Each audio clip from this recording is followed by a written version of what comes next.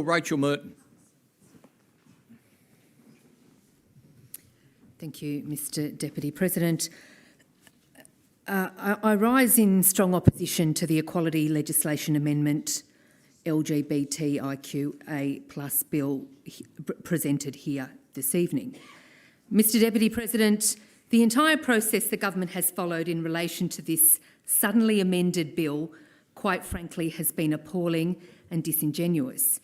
It's causing grave concern in the community. The government and the member for Sydney have not acted in good faith. To drop an amended bill of this importance on the opposition on Saturday night before finally releasing the 2 amendments to the bill on the parliamentary website at lunchtime on Tuesday demonstrates gross disrespect to the opposition, the legislative and parliamentary process, and the people of New South Wales. The people have a right to know the truth about what this amended bill seeks to do. They have a right to expect genuine scrutiny of a bill that seeks to overturn some fairly fundamental pillars of our identity, like our birth certificates.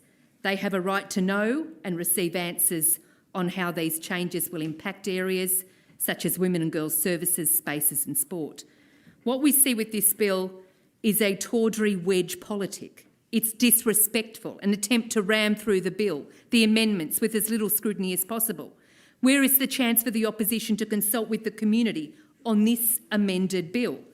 Mr Deputy President, on my arrival to the New South Wales Parliament this morning, I was reminded of this again, with women out the front of the Parliament, highly concerned. They've got banners, they've got flyers. They're talking about the consequences of this bill.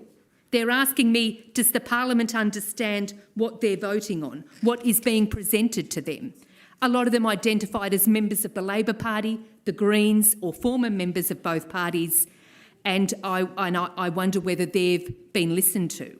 The Women's Rights Network were one of the groups this morning that I met with.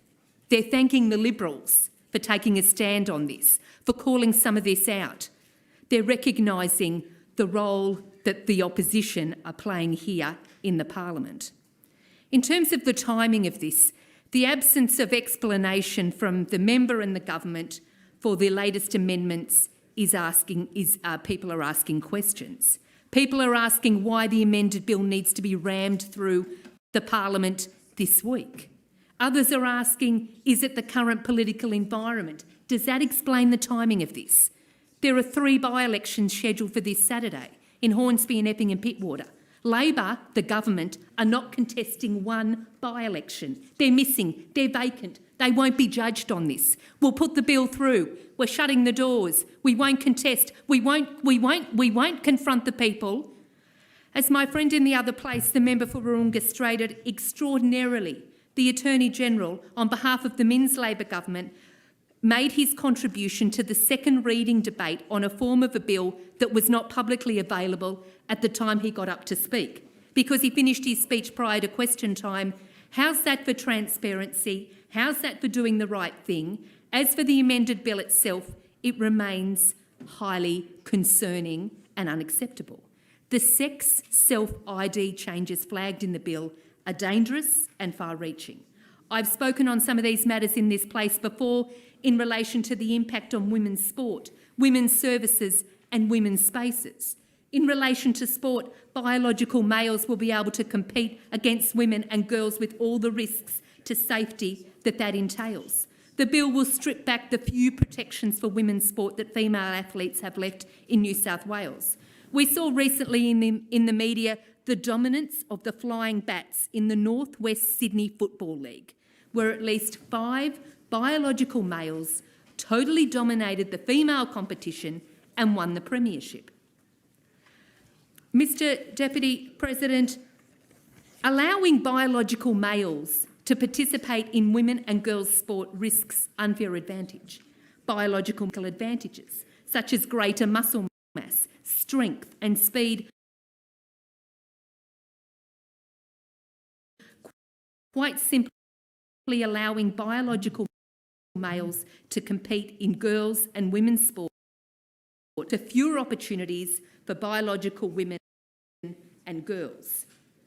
I refer to the Honourable's comments in relation to the in relation to women's sports.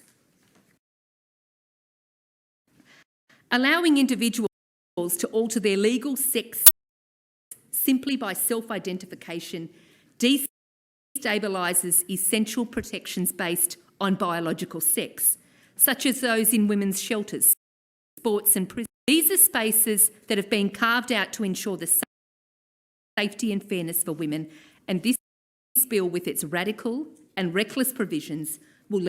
I am deeply concerned about the potential for biological spaces reserved for women on the basis without surgical or hormonal transition.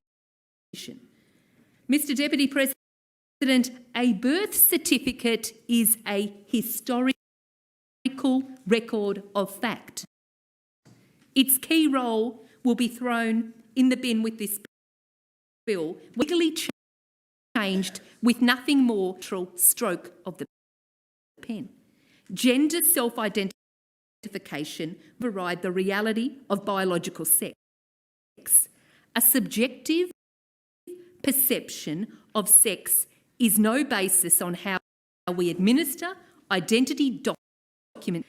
As a woman, as a mother of young girls, I speak with certainty that we are about to open the floodgates to confusion and legal chaos. If sex can be changed, we undermine the very concept of biological truth and fairness. The consequences will ripple across society, from education, where children are taught that sex is changeable, it's not fixed, to law enforcement, where violent to potentially exploit this legislation for access to spaces they should never enter.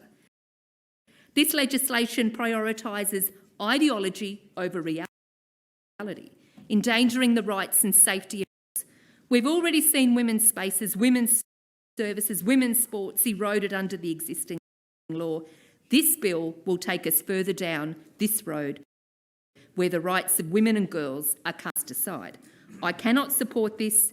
I cannot support the further undermining of the rights of women and girls, which is exactly what this bill will do. Already, that women who have spoken against this legislative reform have like this flagged in the bill, have not had the opportunity of consultation.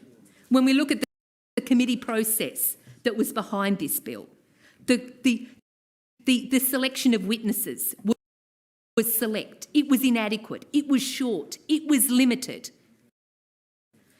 The cost of challenge that biological men should have access to women's sport and women's spaces remains a concern to the community, to families and to parents.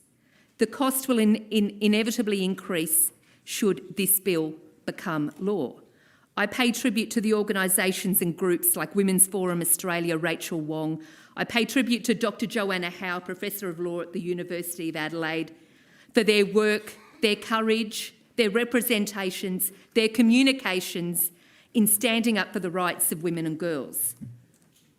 I pay particular credit to my parliamentary colleagues for their enormous work and consideration of the bill, the Honourable Alastair Henskins, SCMP, Shadow Attorney-General, and the Honourable Susan Carter, Shadow Assistant Minister. I think we could see tonight, particularly from the contribution from the Honourable Susan Carter, in terms of her analysis, the time, the consideration, the passion, the cost and the consequence of this bill and what it means. I strongly oppose the bill and urge others to consider the long-term ramifications of endorsing self-sex ID without accountability, reason or due diligence. This bill will undermine the rights of women across New South Wales. The bill will undermine the safety of women. It undermines their dignity, their privacy. We've witnessed the decline of these rights under existing law. It's time we draw a line in the sand and say enough's enough. It's time to stop the erosion of women's sex based rights, I register my strong opposition to the bill. Thank you. The Honourable Jackie Munro.